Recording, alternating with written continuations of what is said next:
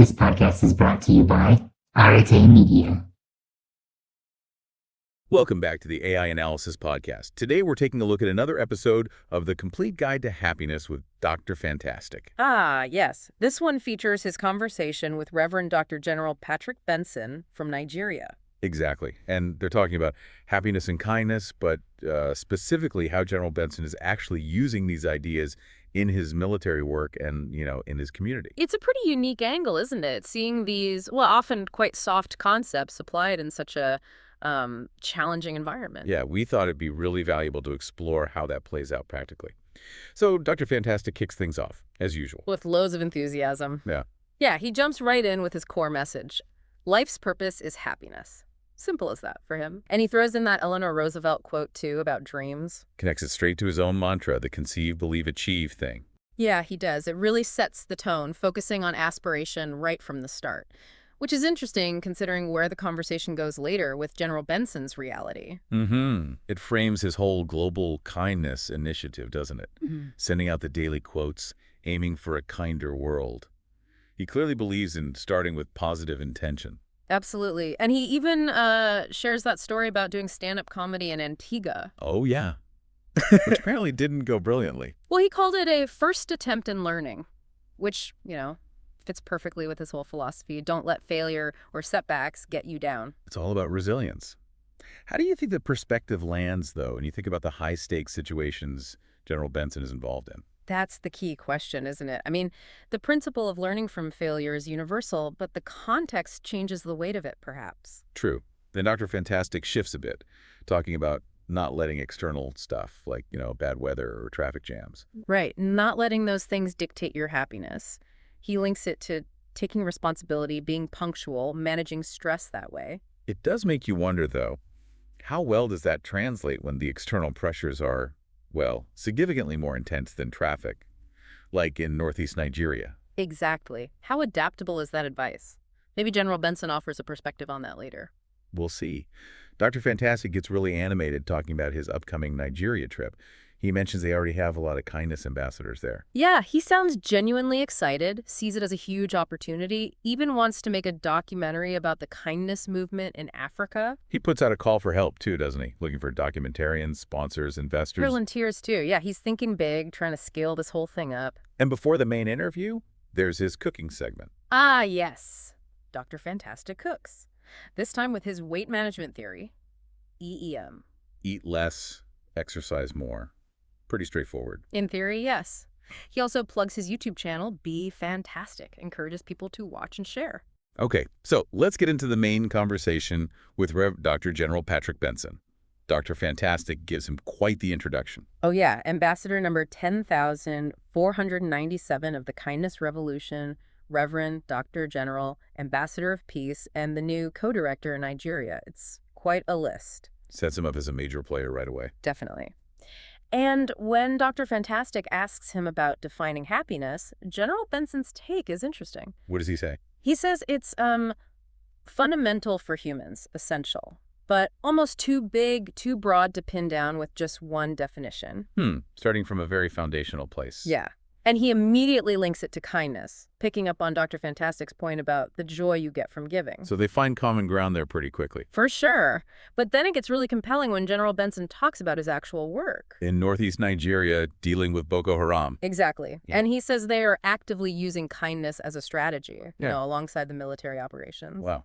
Kindness is a strategy in a conflict zone. That's not something Yeah. you hear every day. He says it's changing things. Reportedly changing the dynamic, yeah. It really makes you think about the potential reach of these ideas. You must be serious about it if it's part of their strategy. He emphasizes that kindness training is actually mandatory now for his personnel there. He sounds genuinely invested in Dr. Fantastic's kindness revolution, sees it as truly useful. You can sense the anticipation building for Dr. Fantastic's visit to.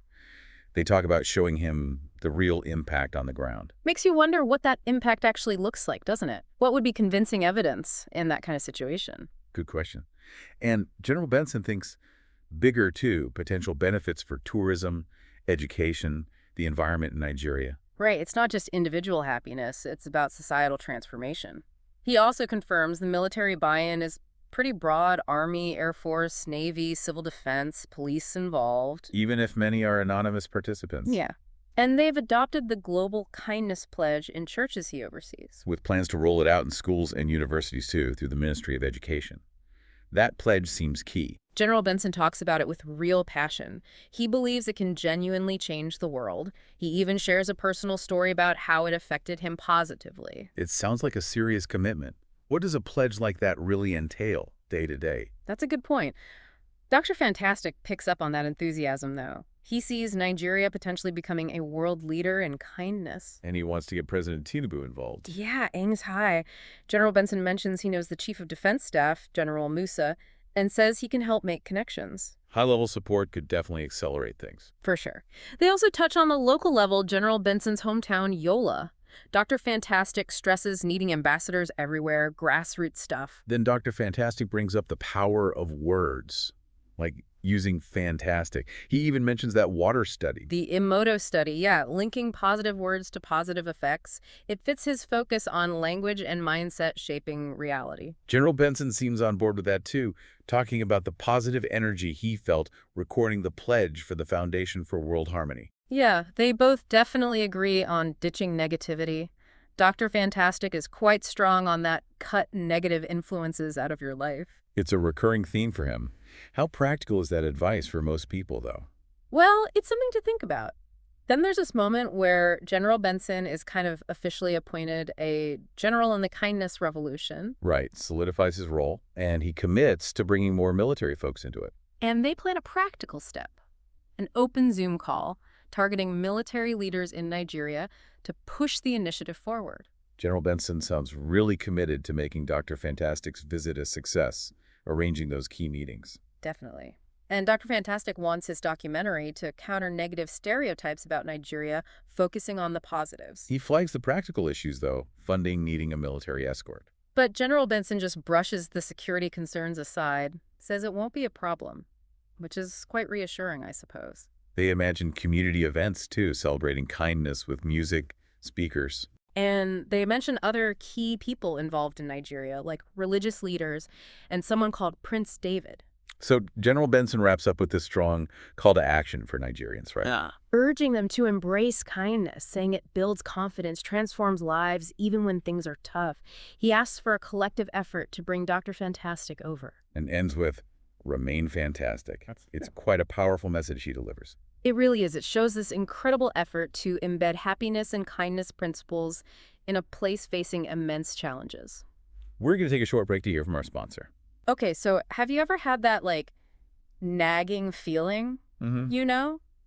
That you have this amazing podcast idea just waiting to break out. Oh, yeah, totally. But then you start thinking about all the stuff that goes into it, and it's like, whoa, hold on, maybe not today. It can be daunting, for sure. All the tech, the recording, editing, getting it out there for people to actually hear. Right. Where do you even begin? We've been digging into Arete Media. And it's really interesting how they've set things up. Yeah, it seems like they've got this whole...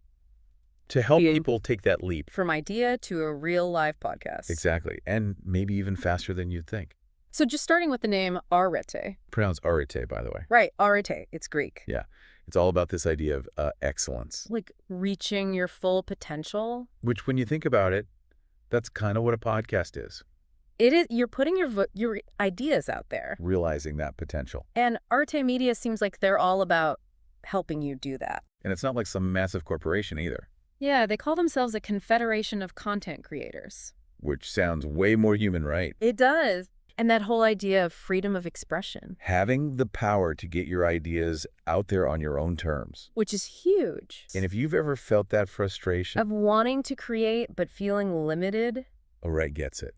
They understand that drive. Their mission is so simple but powerful. It's all about helping content creators. Whether it's producing, distributing, or just generally helping with the whole process. So if you're listening and thinking, okay, I have the idea. But what about the recording, the editing? Getting it on Spotify, Apple Podcasts, all that.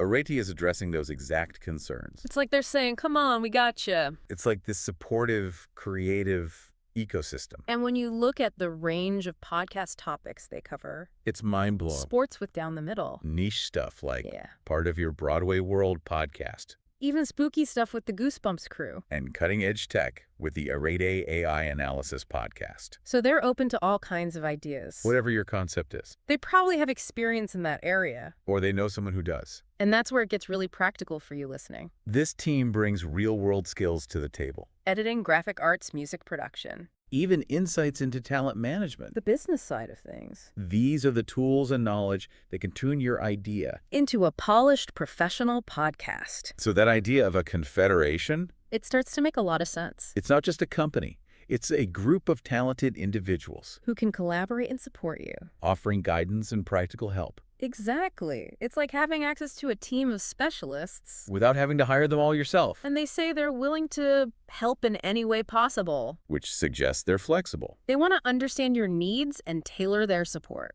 Maybe you've recorded episodes but need help with editing. Or you need guidance on getting listed on platforms. So if you've been putting off that podcast idea, feeling overwhelmed by all the steps involved, Arete Media might be the solution. They offer a supportive community. A ton of expertise. To help you go from idea to launch. They've built the infrastructure, they've got the talent. And it sounds like they're ready to help you tap into that. It all boils down to that promise of turning your idea into reality. They're driven by a passion for creating and sharing content. What amazing stories are out there waiting to be told? What unique insights are you holding back? That could find their perfect home in a podcast. Exactly, with Arete Media's support. Maybe the missing piece is you.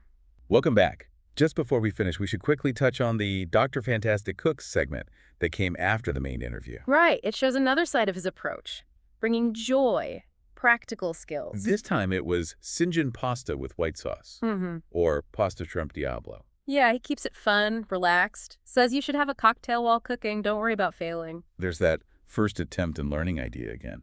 Exactly. He even tells that story about being mistaken for a spy in Egypt when he was just trying to spread his be fantastic message.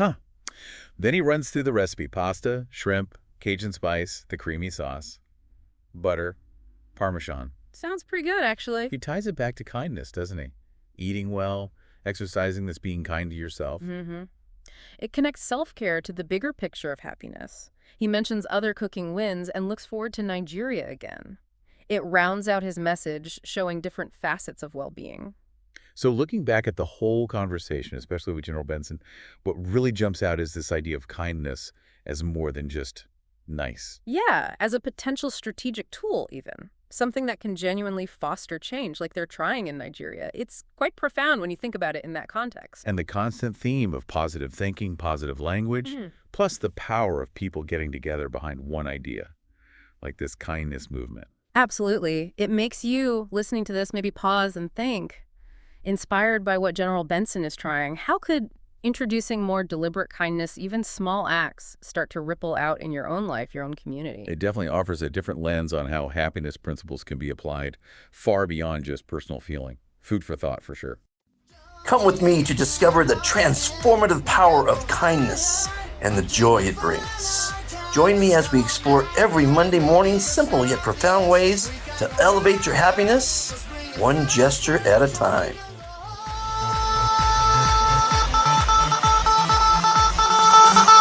Wow, fantastic, baby. Dance.